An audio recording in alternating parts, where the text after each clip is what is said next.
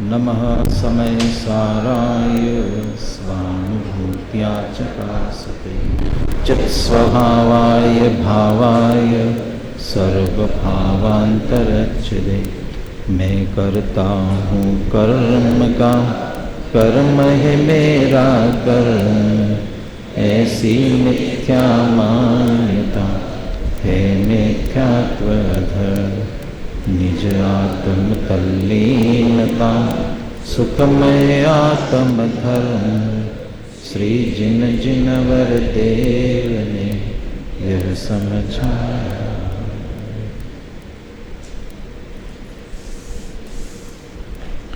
समय सार परमागम का कर्ता कर्म अधिकार। जीव द्रव्य पुद्गल को और अपने परिणामों को जानता है, लेकिन उनका कर्ता नहीं है, और पुद्गल भी जीव द्रव्य का कर्ता नहीं है। इसे भी व्याप्य व्यापक भाव का तर्क आधार लेते हुए इस बात को स्पष्ट कर रहे हैं। 76 से 79 4 गाथाओं में से 3 गाथाओं में जीव पुद्गल का कर्ता नहीं है, और एक गाथा में पुद्गल जीव का कर्ता नहीं है। यद्यपि मूल गाथा में जीव पुद्गल शब्द का प्रयोग नहीं है। जब जीव की चर्चा है तो वहाँ ज्ञानी शब्द का प्रयोग कर दिया, लेकिन ज्ञान लक्षण वाले जीव के लिए परद्रव्य, तो सभी परद्रव्य हो सकते हैं। परद्रव्य पज्जाए कहा तो उसमें सभी है, लेकिन निकट संबंध पुद्गल से है, इसलिए पुद्गल की मुख्यता से बात कर रहे हैं। ऐसे ही पुद्गल द्रव्य के लिए परद्रव्य बाकी के सभी है, लेकिन उसका भी निकट संबंध जीव के साथ होता है। जीव की मान्यता में जीव पुद्गल का कर्ता बन सकता है और पुद्गल जीव का कर्ता हो सकता है, ऐसी विपरीत मान्यता पढ़ी है, जो कि कर्ता क्रम की भूल है। उसे निकालने के लिए इस अधिकार में जीव पुद्गल संबंधी ही चर्चा मुख्य रूप से ले रहे हैं। 2 गाथा की टीका भी अपन देख चुके हैं। अभी हमें 78 79 इन 2 गाथाओं की टीका देखनी है। 1 सी टीकाएँ हैं। अनुशीलन जिनने पढ़ा होगा उन्हें एक बात मन में खटकी होगी जरूर, पढ़ा होगा तो, और ध्यान से पढ़ा होगा तो। कुछ खटका था मन में ही, हाँ? क्या? एक ने तो पढ़ लिया, उसका ध्यान भी गया, और किसी का ध्यान गया कि नहीं गया पता नहीं है, हाँ? टीका पूरी नहीं दी है। 4 गाथाओं की जो टीका है वो पूरी नहीं दी है। चूँकि अनुशीलन करना है, इसलिए जो एक रूप टीका है, आगे एक गाथा की पूरी टीका दे दी 76वीं गाथा की, और फिर आगे की गाथाओं में जो अंतर है, विशेष बात आई है, बस उस बात का सीधा सीधा उल्लेख कर दिया है। तो बाकी जो पूरी टीका है उसे गौण कर दिया है। अपन मूल आत्मख्याति से चल रहे हैं, इसलिए उसे हर एक गाथा को अपन पढ़ रहे हैं। जो अंतर दिया उस पर अपन विशेष ध्यान देंगे और बाकी को दोहराएंगे। दोहरा चुके इसलिए उनमें व्याख्या करने की जरूरत नहीं है। 3 गाथाओं में जीव पुद्गल का कर्ता नहीं यही कहा गया, लेकिन तीनों जगह जो जीव है उसकी विशेषता अलग अलग ली गई है। विशेषता तो एक ही है, जानने की ही, लेकिन वो जानने की जो विशेषता है, उस जानने की विशेषता का विषय क्या बना, वो विषय की अपेक्षा से भिन्नता है। 76वीं गाथा में ऐसा जीव लिया जो अनेक प्रकार के पुद्गल कर्मों को जानता है। 77वीं गाथा में ऐसा जीव लिया जो अपने परिणामों को जानता है, और 78वीं गाथा में लिया जो पुद्गल कर्म के फल को जानता है। इतना सा अंतर किया। तो अमृतचंद्र आचार्य ने भी टीका में वही अंतर किया। जब 76वीं गाथा की पुद्गल कर्म की बात आई, तो अमृतचंद्र आचार्य ने पहले वो पुद्गल कर्म को करने वाला कौन है, जीव तो जानता है, तो अकेले जानता है तो करेगा कौन, ऐसा प्रश्न खड़ा न हो, इसलिए उनका कर्ता कौन, उस बात की सिद्धि की। 77वीं गाथा में अपने परिणामों की बात थी, आत्म परिणामों की, इसलिए उन आत्म परिणामों का कर्ता कौन, इसकी बात की गई। बाकी टीका पूरी एक सी है। अब हमें 78वीं गाथा की चर्चा करनी है, जिसमें पुद्गल कर्म के फल को जानने वाले जीव की बात ली गई है। इसलिए अमृतचंद्र आचार्य टीका में जिस पुद्गल कर्म के फल को जीव जान रहा है, वह फल किया किसने, उसका कर्ता कौन और क्यों, वह स्पष्ट करेंगे। और ऐसे पुद्गल कर्म के फल को जानता हुआ जीव, उनका कर्ता नहीं होता, वो प्राप्य विकार निवृत्ति वगैरह बातों को जोड़ते हुए ये बात स्पष्ट करेंगे। देखिए 78 नंबर के गाथा की टीका 153 पेज पर, यतो से ही प्रारंभ है हर गाथा की टीका।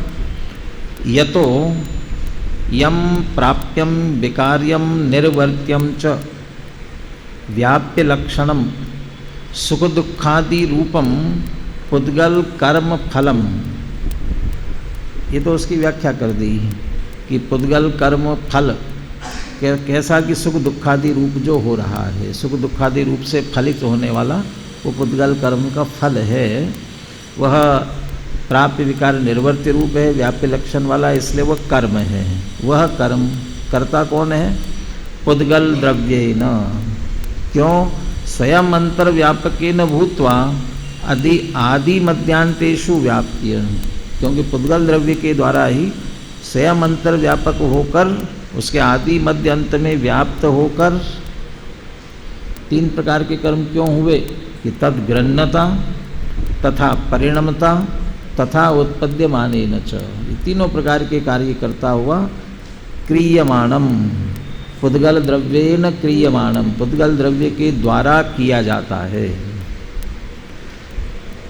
कर्म तो पुद्गल द्रव्य का कर्म है ही, लेकिन उसका जो फल है वह भी पुद्गल द्रव्य का ही कर्म है। दूध में शक्कर डालने पर दूध मीठा हुआ, दूध मीठा हुआ, ये कर्म किसका, दूध मीठा हुआ, ये किसका कर्म, दूध मीठा हुआ, ये कर्म किसका। अच्छा, प्रश्न ऐसा पूछता हूँ, दूध मीठा हुआ, ये मीठा रूप जो कार्य हुआ वो दूध का कि शक्कर का, ये दूध मीठा हुआ है। फल क्या निकला, दूध में शक्कर डाला तो क्या हुआ कि दूध मीठा हुआ, ये फल निकला ना। दूध में शक्कर डालने की क्रिया की, कार्य किया, कर्म किया, तो उसका फल ये निकला कि दूध मीठा हुआ। तो जब मीठा हुआ, ये कार्य किसका, ये कर्म किसका, इसका कर्ता कौन, दूध है कि शक्कर है, ये शक्कर है। यानी वो दूध में डालने पर दूध में घुल गया और घुलने पर मीठा किया, ये शक्कर ने ही किया। तो मीठा रूप जो कार्य है वो शक्कर का ही है। ऐसे ही पुद्गल कर्म के उदय से जीव के सुख दुखादि रूप परिणाम हो रहे हैं, सुख दुख हो रहे हैं। यदि साता साता वेदनी आदि मोहनी आदि कर्म पुद्गल है, कर्म, तो उसका जो फल है वह भी उसी का होगा, वह फल भी उसी पुद्गल का ही होगा। इसलिए जो कर्म फल है, कर्म ज्ञानावरणादि कर्म भी द्रव्य कर्म का कर्म है, और उस ज्ञानावरणादि कर्मों का जो फल आता है वह भी द्रव्य कर्म का ही कर्म है। ज्ञानावरणादि रूप कर्मों को करना, उसका कर्ता भी द्रव्य कर्म है और उसका फल वह भी द्रव्य कर्म का ही कार्य है, इसलिए उसका कर्ता भी द्रव्य कर्म है। कर्म की 10 अवस्थाएं, उसमें एक उदय रूप अवस्था भी है, और उदय कहते ही उसे हैं फलदान सामर्थ्य रूप से आना, फल देने की शक्ति रूप से विपाक सहित, तभी उसको उदय कहते। उदय होता ही उस रूप से है, इसलिए वो फल जो हुआ है वो उदय रूप है, तो वह कर्म की ही उदय रूप अवस्था है, कर्म का ही कार्य है। इसलिए पुद्गल द्रव्य ही उसे अंतर्व्यापक होकर और उस ग्रहण कर रहा है, उत्पन्न कर रहा है, परिणमित कर रहा है। इसलिए जो प्राप्ति विकार निर्वर्त किसी भी प्रकार का वो कर्म होगा, फल वाला कर्म होगा, वह फल वाला कर्म भी पुद्गल द्रव्य के द्वारा ही किया जाता है। पुद्गल द्रव्य के द्वारा क्रियमाणम से आगे देखिए, क्रियमाणम किया जाता हुआ, जानन्नपि ही ज्ञानी, उसके द्वारा किए जाने वो ऐसे वो कर्म फल को जानता हुआ भी ज्ञानी, स्वयं अंतर्व्यापको भूत्वा बहिस्तस्य परद्रव्यस्य परिणामम मृत्तिका कलशम एवं आदि मध्यांतेषु व्याप्य न तम गृह्णाति न तथा परिणमति न तथा उत्पद्यते च। उन्हें जान तो रहा है, कर्म के फल को जीव जान रहा है, जानता हुआ भी स्वयं अंतर्व्यापक होकर बहिस्थस्य परद्रव्यस्य परिणाम, बाह्य स्थित परद्रव्य के परिणाम को। अब बाह्य स्थित परद्रव्य का परिणाम कौन सा? यहाँ परद्रव्य का परिणाम कौन सा परिणाम, किसकी बात कर रहे हैं? चूँकि यहाँ पुद्गल कर्म के फल की बात चल रही है, इसलिए फल के रूप में ले सकते हैं। पुद्गल द्रव्य के कर्म का जो फल है वह भी बाहर में स्थित है, लेकिन कर्म नो कर्म के परिणाम की बात करते हुए दो तरह से कहा था। नो कर्म के परिणाम को कहा था बहिरंग में उत्पन्न होता हुआ, और कर्म के परिणाम को कहा था अंतरंग में उत्पन्न होता हुआ। तो अंतरंग में उत्पन्न होता हुआ है वो कर्म का फल अंदर आ रहा है, सुख दुखादि रूप है, तो फिर बहिस्थस्य वो कैसे हो गया, बाह्य में स्थित कैसे हो गया? अंतरंग तो हुआ ना। वहाँ कर्म नो कर्म में जो अंतर है वो दिखाना था, घाती अघाती कर्म के उदय के फल के रूप में बताना था, इसलिए अंतरंग बहिरंग कह दिया। उतनी अपेक्षा से भले अंतरंग बहिरंग वहीं के वहीं अंतर कर भी दिया हो, तो भी है तो कर्म के कार्य, और कर्म है जीव के लिए बहिस्थ, बाहर स्थित है, परद्रव्य है। तो इस कारण से सुख दुखादि अंतरंग में भी उत्पन्न हो रहा हो तो भी वो पुद्गल का ही परिणाम है, जीव का परिणाम नहीं है, इसलिए बाह्य में स्थित है। बहिस्थस्य परद्रव्यस्य परिणामम मृत्तिका कलशमेव, मिट्टी जैसे कलश में आदि मध्यांत में व्याप्त होकर उसे करती है, वैसा आदि मध्यांतेषु व्याप्य न तम गृह्णाति न तथा परिणमति न तथा उत्पद्यते च। कर्म के फल को आत्मा ग्रहण भी नहीं करता, उस रूप परिणमित नहीं होता, उत्पन्न भी नहीं होता। जब जीव को कर्म का फल मिलता ही नहीं है तो फिर ये बात क्यों कही जाती है? स्वयं किए जो कर्म शुभाशुभ फल निश्चय ही वे देते, करे आप फल दे अन्य तो स्वयं किए निष्फल होते। तो ये कह रहे हैं कि वो देते हैं फल, फल देते हैं और जीव को फल भोगना पड़ता है। तो कर्म का फल तो जीव को भोगना पड़ता है ना। वहाँ सापेक्ष कथन है, वहाँ अभी कोई फल देने वाला दूसरा ईश्वर नहीं है। सारी दुनिया जगत में ईश्वर फल देता है ऐसा समझते हैं। कर्मण्येवाधिकारस्ते माँ फलेषु कदाचन, तू तो कर्म किए जा, फल की चिंता मत कर, फल जो देना है वो दे देगा, फल मिल जाएगा। तो उसको कहते कौन फल देगा? कोई दूसरा फल देने वाला नहीं है। हर जीव को जो कोई फल मिल रहा है अपने परिणामों का मिल रहा है। हम करें और दूसरा फल दे, ये उचित नहीं है। तो वहाँ वो ईश्वर कर्तृत्व तो ईश्वर फल देता है, ऐसी विपरीत मान्यता का निषेध करना है। बहिरंग निमित्त का निषेध करने के लिए अंतरंग निमित्त को खड़ा किया है, बहिरंग निमित्त के निषेध के लिए अंतरंग निमित्त खड़ा किया है। लेकिन जब उपादान की तरफ अंदर चलते हैं तो फिर वह कर्म भी फल नहीं देता है।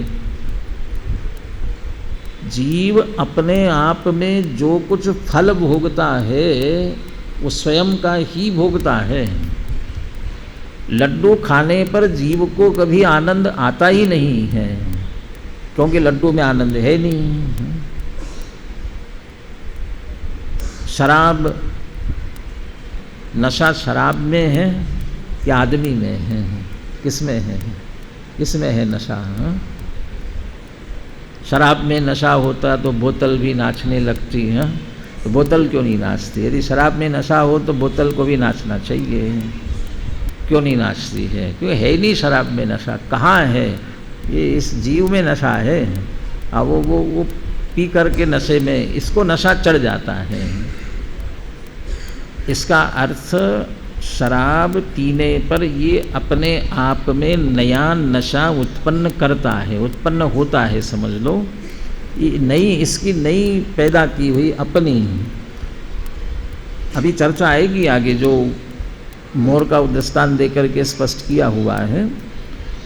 कर्म का उदय कर्म में चल रहा है और जीव का जानना रूप परिणमन जीव में चल रहा है। ये दोनों आमने सामने हैं। उधर क्रोध नामक कर्म का उदय आया। जयचंद जी छाबड़ा ने बहुत अच्छी तरह इसका खुलासा किया है वहाँ पर। जीव की ज्ञान की स्वच्छता ऐसी है कि इसके सामने जो आता है वो उसमें झलकता है। तो उधर क्रोध नामक कर्म का उदय आया है, वो ज्ञान की स्वच्छता में झलकता है, और झलकने पर ज्ञान में क्रोध का उदय झलक रहा है। ज्ञानी ये जानता है, ज्ञानी ये भेद जानता है, यहाँ इसमें जो स्वच्छता है वो तो मेरी है, और इसमें क्रोध रूप जो परिणाम दिख रहा है वो कर्म का प्रतिबिंब है, ये मेरा स्वरूप नहीं है। ये भेद ज्ञानी जानता है, इसलिए क्रोध रूप परिणमित नहीं होता। और अज्ञानी वो क्रोध के प्रतिबिंब को देखकर अज्ञान से अपने आप में एक नया क्रोध खड़ा कर लेता है, वो उसको भाव कर्म कहा। यद्यपि वो ज्ञान में ज्ञात होना भी भाव कर्म ही है, लेकिन मोह से मैं क्रोधी हुआ, ऐसा जो विकारी भाव पैदा किया, ये अपनी कल्पना से खड़ा किया हुआ विकार है। तो ये जीव ने अपने में खड़ा किया उसे, कर्म ने कहाँ किया? कर्म तो झलक रहा है। अभी जो बात हो रही थी प्रमेयत्व शक्ति, जीव में ज्ञान शक्ति है, कर्म के उदय में प्रमेयत्व शक्ति है, प्रमेयत्व शक्ति के कारण से ज्ञान में झलका। इतना सा काम है, उसने कुछ नहीं किया। अब यहाँ पर इसने अपनी मान्यता से अपने में जो खड़ा किया है वो स्वयं का किया हुआ, खड़ा किया हुआ, तो इसलिए उसका कर्ता स्वयं है। उसने कुछ फल नहीं दिया, इसने अपने में सुख दुख का फल स्वयं ने खड़ा कर लिया। इसलिए उस कर्म के फल को नहीं भोगा, अपने उस परिणाम को ही भोगा है। कभी ये भी सुना होगा आपने, कोई किसी पर उपकार नहीं करता है। करता है? कर सकता है? नहीं करते तो है, करते हैं ना। अरे उसके नहीं उपकार किया है, कोई करता ही नहीं दूसरे पर उपकार। किस पर करता है? अपने पर करता है। अपने पर क्या कर रहा है? उसके लिए कर रहा है ना। अनुग्रहार्थम स्वस्याति, अनुग्रहार्थम ऐसे नहीं, परानुग्रहार्थम, स्वस्याति सर्गोदानम। अनुग्रहार्थम उसके पहले कोई शब्द है? स्वपर है कि अनुग्रहार्थम अकेला है? और वो मुख्यतः तो ये ना, पर के उपकार की दृष्टि से अपनी वस्तु को छोड़ना, वो दान कह दिया उसने। लेकिन कह रहे दूसरे का उपकार कहाँ कर रहा है? उसको दे करके भी अपना ही उपकार कर रहा है। वो उसको दे रहा है तो अपना कैसे उपकार कर रहा है? अरे तुम्हें करुणा भाव आया और तुमने पैदा हुआ करुणा का भाव तुम्हें चैन से बैठने नहीं दे रहा है, दिए बिना चैन नहीं पड़ रही है, तो दे करके स्वयं का चयन ले रहे हो, अपने अपने परिणामों की पूर्ति कर रहे हो। और अपने परिणामों की पूर्ति की है, दूसरे को क्या दिया हमने? अपना ही उपकार किया, दे करके स्वयं के लिए दिया, दूसरे के लिए नहीं दिया। ऐसा कर्म का फल भी वो कर्म का ही परिणाम है, उस फल को जीव ग्रहण नहीं करता, उसका फल ग्रहण नहीं करता तो दुखी तो होता है। और उसके फल के कारण नहीं हो रहा है, उसके निमित्त से अपने में जो भाव खड़े कर लिए अज्ञान से, उनको भोगता, अपने ही फल को ग्रहण करता है। इसलिए उस फल को ग्रहण नहीं करता, उस रूप से परिणमित नहीं होता और उस रूप से उत्पन्न भी वह नहीं होता। ततः इसीलिए प्राप्यम विकार्यम निर्वर्त्यम च व्याप्य लक्षणम परद्रव्य परिणामम कर्म अपूर्वाणस्य। प्राप्य विकार निर्वर्त्य व्याप्य लक्षण वाला जो ऐसे परद्रव्य के परिणाम रूपी कर्म को नहीं करने वाला ऐसा जीव, सुख दुखादि रूपम पुद्गल कर्म फलम जानतो अपि ज्ञानिनः। सुख दुखादि रूप पुद्गल कर्म के फल को जानने वाला ऐसा वह ज्ञानी, जानता ज्ञानिनः और अकुर्वाणस्य। ज्ञानी की दो विशेषताएं हैं। जानता ये षष्ठी विभक्ति है, ज्ञानिनः जानने वाला ज्ञानी, जानता हुआ ज्ञानी, और अकुर्वाणस्य नहीं करता, करता नहीं है और जानता है। ऐसे उस ज्ञानी का पुद्गलेन स न कर्तृकर्म भावः, पुद्गल के साथ कर्ता कर्म भाव नहीं है, जानता है लेकिन कर्ता कर्म भाव नहीं होता।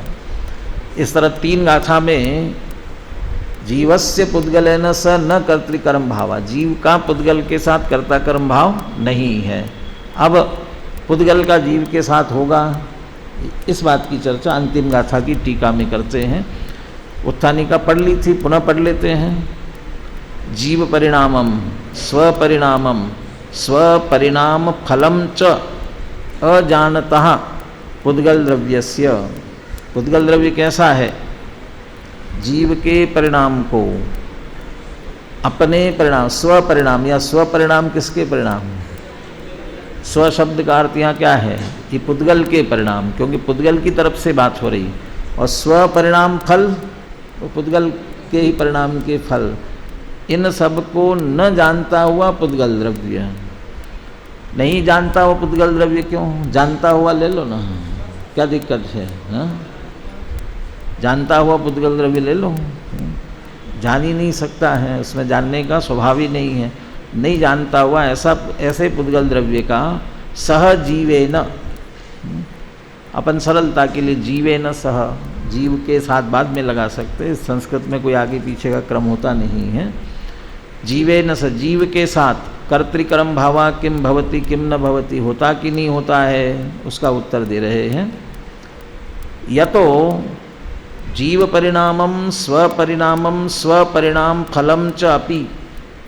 अब यहाँ एक साथ ले लिए, इसकी भी तीन गाथाएं बनाई जा सकती थी, इतनी बना करके एक गाथा में ही पुद्गल की बात की, इसलिए तीनों अब एक साथ लेते हुए चलेंगे।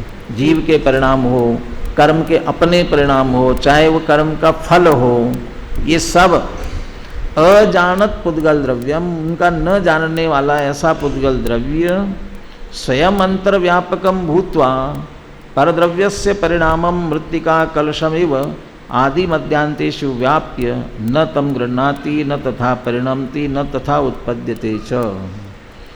स्वयं अंतर्व्यापक होकर परद्रव्य के परिणाम को, अब यहाँ परद्रव्य कौन? जीव आएगा, पुद्गल की तरफ से बात चल रही है, इसलिए जीव के लिए परद्रव्य, जीव पुद्गल के लिए जीव परद्रव्य, इसलिए जीव के परिणाम को जैसे मिट्टी घड़े को करती है, वैसा आदि मध्यांत में व्याप्त होकर पुद्गल जीव को ग्रहण नहीं करता, उस रूप से परिणमित नहीं होता और उस रूप से उत्पन्न भी नहीं होता। तो जन्म मरण होता है कि नहीं होता है? कर्म जीव को आकर के पकड़ते कि नहीं पकड़ते हैं? संसार में बांध करके रखा है कि नहीं रखा है? कर्मों ने पकड़ रखा है, कर्म आकर के उसे जकड़ते हैं। कुछ नहीं है, कर्म आकर के कर्म में ही बनते हैं, जीव से कुछ भी उसका लेना देना नहीं है। निमित्त नैमित्तिक संबंध की बात अपनी जगह है, तो न ग्रहण करता है, न उत्पन्न होता है, न परिणमित करता है। किंतु जीव की जब जब बात आई तो जानने की बात ली। अब पुद्गल की आएगी तो क्या बात करेंगे? जानने की बात तो आएगी नहीं, तो फिर क्या बात करेंगे? देखिए क्या करते हैं। किंतु प्राप्यम विकार्यम निर्वर्त्यम च व्याप्य लक्षणम स्वभावम कर्म, स्वभाव रूप कर्म। अब क्या होगा स्वभाव रूप कर्म? स्वभाव रूप कर्म क्या होगा? चूंकि पुद्गल द्रव्य की बात चल रही है, इसलिए पुद्गल के अपने स्वभाव रूप जो कोई कर्म है, अपने भाव रूप कर्म है, स्पर्श रस गंध वर्ण वाले होंगे, चाहे देह मन वाणी वाले होंगे, चाहे जो कर्मों में, चूंकि भाव कर्म भी यहाँ निश्चय की अपेक्षा से पुद्गल का ही है, इसलिए वो भाव कर्म भी होंगे, तो वे सारे परिणाम। अभी अनुशीलन में बात आएगी तो वहाँ तो ये कहेंगे या पुद्गल कर्म के फल, ऐसे ये बात भले ही की हो, लेकिन ये बात पूरे 29 प्रकार के भावों में लगनी है। 29 प्रकार के भावों का जीव करता नहीं है, यही कहा गया है, समझ लो। 29 प्रकार के भावों में अंतर्व्यापकम भूत्वा आदि मध्यांतेषु व्याप्य न तम गृह्णाति न तथा परिणमति न तथा उत्पद्यते च। 29 प्रकार के भावों में ही कहना लगाना है। 29 प्रकार के भावों में अंतर्व्यापक होकर न उन्हें ग्रहण करेगा, न परिणमित होगा, न उत्पन्न होगा, इसलिए उनका कर्ता नहीं है। यहाँ स्वभावम कर्म जो कह रहे हैं पुद्गल द्रव्य के लिए, उसके अपने भाव रूप जो कर्म हैं वे सभी, उनमें स्वयं अंतर्व्यापकम भूत्वा आदि मध्यांतेषु व्याप्य तमेव गृह्णाति तथैव परिणमति तथैव उत्पद्यते च। पुद्गल अपने परिणामों को ग्रहण भी करता है, उस रूप परिणमित भी होता है और उस रूप से उत्पन्न भी होता है। तो ये सारे कार्य पुद्गल के पुद्गल में होते हैं, तो अपना अपना करता है। वह जीव के परिणाम को नहीं करेगा, बिल्कुल भी जीव के परिणाम का कर्ता नहीं होगा। ततः प्राप्यम विकार्यम निर्वर्त्यम च व्याप्य लक्षणम परद्रव्य परिणामम कर्म अपूर्वाणस्य। अब यहाँ परद्रव्य परिणामम कर्म अपूर्वाणस्य, ये पीछे तीनों गाथाओं में जीव की तरफ से बात की थी, अब यहाँ पुद्गल की तरफ से है। तो परद्रव्य परिणाम कर्म अपूर्वाणस्य, अर्थात जीव के कार्यों को न करता हुआ, इसलिए पर जीव पुद्गल के लिए परद्रव्य जीव है, तो जीव द्रव्य के परिणामों को न करता हुआ, और कैसा? जीव परिणामम स्वपरिणाम फलम च अजानतः, और जीव के परिणाम को, अपने परिणामों को और अपने परिणाम के फलों को नहीं जानते हुए ऐसे पुद्गल द्रव्यस्य जीवेन सह न कर्तृकर्म भावः, यह क्रम से रख दिया जीवेन सह, वहाँ हर जगह सह पहले आ रहा था। पुद्गल द्रव्य का जीव के साथ कर्ता कर्म भाव नहीं है, तो पुद्गल का जीव के साथ और जीव का पुद्गल के साथ परस्पर बिल्कुल कर्ता कर्म भाव नहीं है। तत्काल अपने मन में शंका, बार बार हम भी बीच बीच में कह रहे हैं, निमित्त नैमित्तिक होता है, इसे कह रहे हैं ना बार बार। अगली ही गाथाएं यही आने वाली हैं। निमित्त नैमित्तिक भाव तो है, परंतु कर्ता कर्म भाव नहीं है। माने निमित्त नैमित्तिक की उंगली पकड़ करके कर्ता कर्म भाव का पोछा नहीं पकड़ना है। कर्ता निमित्त नैमित्तिक तो है ना, ऐसा कह करके इतनी सी उंगली पकड़ाई तो तुमने कर्ता कर्म भाव ही मानना शुरू कर दिया, ये उचित नहीं है। इस बात का निषेध आगे करेंगे। इस तरह से 4 गाथाओं की चर्चा अपनी पूरी हो गई है। अनुशीलन से कुछ विशेष चर्चा, खास करके जैसे आचार्य ने क्या विशेष बात ली है, इसकी थोड़ी चर्चा करते हैं। अभी पूरा नहीं हो पाएगा। बाकी गुरुदेव श्री का उद्धरण, जिसमें खास करके आपको 2 प्रकार की शैली की बात कही गई है, उसकी चर्चा सुबह करते हुए इसके उपसंहार में जो कलश दिया है उस कलश की भी चर्चा सुबह करेंगे। अभी 70 पेज पर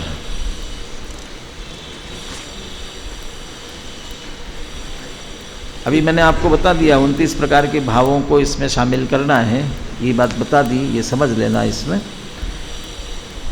70 पेज पर दूसरे पैराग्राफ से लेके 76 से 78वीं गाथा तक तो यह कहा गया कि अनेक प्रकार के पुद्गल कर्म, अपने परिणाम और पुद्गल कर्म के अनंत फलों को जानता हुआ जीव पौद्गलिक भावों का कर्ता नहीं है। और 79वीं गाथा में उन्हीं तर्क और युक्तियों के आधार पर कहा गया कि अनेक प्रकार के पुद्गल कर्म, आत्मा के परिणाम और पुद्गल कर्म के अनंत फलों को नहीं जानने वाला पुद्गल भी आत्मा के परिणमन का कर्ता नहीं है। ये तो इसको दोहराया गया है।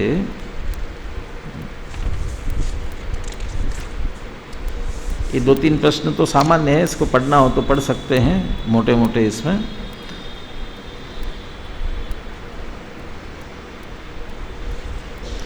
एक प्रश्न ये खड़ा किया, ज्ञानी पर को जानने रूप अपने परिणमन का करता है या स्वयं को जानने रूप अपने परिणमन का करता है? किसका करता? पर को जानने रूप अपने परिणमन का या स्वयं को जानने रूप अपने परिणमन का? कोई प्रश्न करने की जरूरत नहीं है, क्योंकि आत्मा स्वपर प्रकाशक है, इसलिए स्वयं को भी जानता है और पर को भी जानता है। तो जानने रूप कार्य जीव का है, उसका विषय क्या बना ये अलग बात है, लेकिन दोनों प्रकार के जानने रूप परिणमन का करता है। परंतु यहाँ मुख्यतः से पर को जानते हुए, पुद्गल कर्म को जानता हुआ, पुद्गल कर्म के फल को जानता हुआ, ऐसा ले अपने परिणामों को जानता हुआ भी लिया, लेकिन इससे कोई फर्क नहीं पड़ता, अपने परिणामों का जानने रूप परिणामों का वो करता है। दूसरा प्रश्न लिया, प्रश्न में तो यह भी था कि अपने परिणामों को जानता हुआ ज्ञानी पर का करता है या नहीं। 3 प्रकार के प्रश्न थे। तो अपने परिणमन को, तो अपने परिणमन को जानता हुआ भी लिया, लेकिन वो अपना जो परिणमन है वो दृष्टि का विषय, वो त्रिकाली ध्रुव वाली आत्मा की बात, वो उसको जानने, अपने को जानता हुआ, माने त्रिकाली ध्रुव भगवान आत्मा को जानता हुआ, इस ऐसे ज्ञानी की बात नहीं ली गई है। इसलिए कहा था सम्यक ज्ञान हो, ऐसी सामान्य चर्चा नहीं, ऐसी बात नहीं है, सामान्य जीव द्रव्य की चर्चा है। जीव द्रव्य जो स्वपर को जान रहा है, जानने रूप परिणमित होता है, करने रूप परिणमित नहीं होता। अगला प्रश्न है, उन्हें जानने रूप क्रिया का करता हुआ तो उनका ही करता हो गया। जानने रूप क्रिया का करता हुआ तो उनका ही करता हो गया। ये बच्चों जैसा प्रश्न है। बच्चे छोटे गार्डन में घूमने गए, खेलने गए, कूदने गए, दूर से देखा झूला और यहीं से चिल्ला करके कह दिया वो वाला झूला मेरा है। अब कहेगा कि तुम्हारा कैसे हो गया? क्योंकि पहले मैंने देखा उसे, पहले मैंने देखा, पहले मैंने जाना, तो मैंने जाना इसलिए मेरा हो गया, मैंने जाना इसलिए मैं उसका करता हो गया। ये ऐसा नहीं होता है। जानने रूप क्रिया का करता इसलिए उनका ही करता हो गया, ऐसा नहीं है। जानने रूप परिणमन आत्मा का स्वयं का परिणमन है। जानना आत्मा, ज्ञान आत्मा के ज्ञान गुण का परिणमन है, इसलिए जानने रूप कार्य तो कर सकता है, जड़ द्रव्य का कार्य वह नहीं कर सकता, इसलिए पर का करता वह कदापि नहीं हो सकता। यदि ऐसा ही कहे कि ज्ञानी तो स्वयं को जानने रूप परिणमन का ही करता है, पर को जानने रूप परिणमन का नहीं, तो क्या आपत्ति है? अपने ही बस अपने को जानते हुए परिणमन का कर, पर को नहीं, ऐसा हो नहीं सकता है। स्वपर प्रकाशक उसका स्वभाव है, इसलिए वह सहज ही दोनों को जानेगा, अकेले अपने को जानता हो ऐसा नहीं है। और यहाँ ये भी कह रहे हैं कि पर को जानता हुआ जानना स्वभाव है, जानना और क्रोधादि करना, इसमें भेद ज्ञान कराना है, इस दृष्टि से ये चर्चा की गई है। ये बात निश्चय की है कि हाँ की निश्चय की है। व्यवहार की क्या होती है, व्यवहार की बात आगे यथार्थ समय आने वाली है। ये सब एक सामान्य चर्चाएं हैं। अब 72 पेज पर आइए। आचार्य यद्यपि मूल गाथा और आत्मख्याति टीका में नए का उल्लेख नहीं है, तथापि आचार्य जैसेन तात्पर्य वृत्ति टीका में पाठकों की सुविधा के लिए नयों का उल्लेख भी करते हैं। वे कहते हैं कि निश्चय न से जीव का पुद्गल के साथ कर्तृकर्म भाव नहीं है।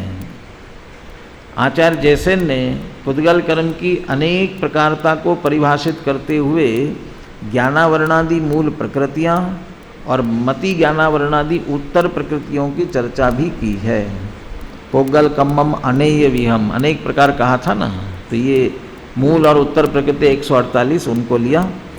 आत्म परिणाम सक परिणामम, आत्म अपने परिणाम कौन से लेना, तो क्षयोपशमिक संकल्प विकल्प, क्षयोपशमिक संकल्प विकल्प ये जीव के परिणाम।